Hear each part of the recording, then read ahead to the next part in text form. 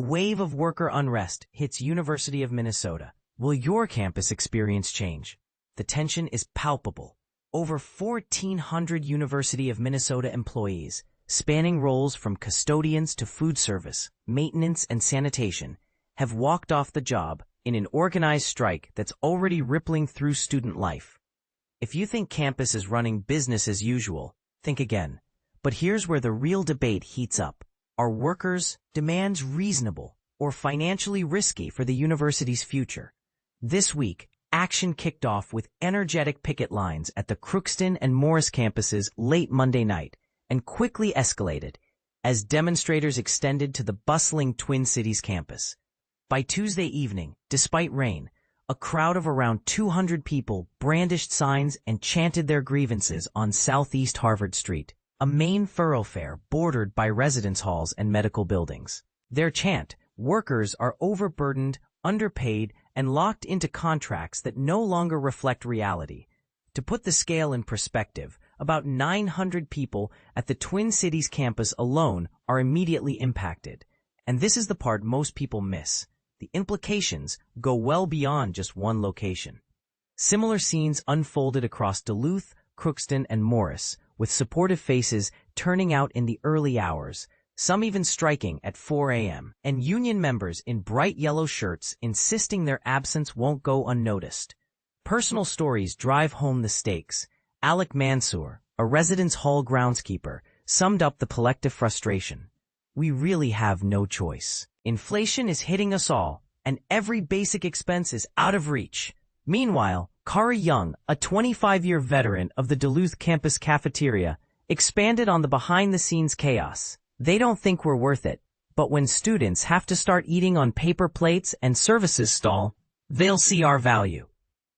The university and Teamsters Local 320, the union representing these workers, have been negotiating since March, without success. The union recently rejected what the university called its last, best, and final offer. In a letter sent to student families, the administration promised to minimize disruptions, but cracks are already showing. Campuses are cutting non-essential catering, postponing maintenance, and even halting parking enforcement. Dining options are reduced, and custodial and general maintenance services are running on fumes. Students aren't immune to the fallout either.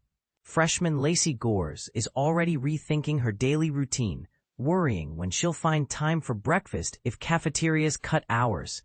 And those striking workers are present on satellite campuses like Grand Rapids, Waseca, and Austin. No sites have shuttered yet. In a historical twist, this is the first such strike since Teamsters Local 320 was established at the university more than 50 years ago. The situation is further charged by a parallel wave of labor activism. Within the past few years, graduate students and medical residents have succeeded in forming their own unions, and now SEIU Local 284 is spearheading a new unionization drive for tech, communications, and student services employees. As organizing director Sean Layden put it, campus workers increasingly feel, "We need a union." A controversial point arises here. Is this flurry of union activity a necessary correction or a cause for long-term budget strain? At the core of negotiations is a tug-of-war over raises. The Teamsters want 3.5% annual pay increases, mirroring other recent union settlements. The university is holding the line at 3%. There's also friction over contract length, with the university floating shorter agreements.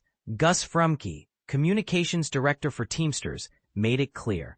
"We know higher ed's finances are unstable, but that doesn't mean we accept less than other unions." On the university side, spokesperson Joe Lindstroff argued their proposal reflects fiscal good stewardship in a time of unprecedented financial challenges for higher learning institutions.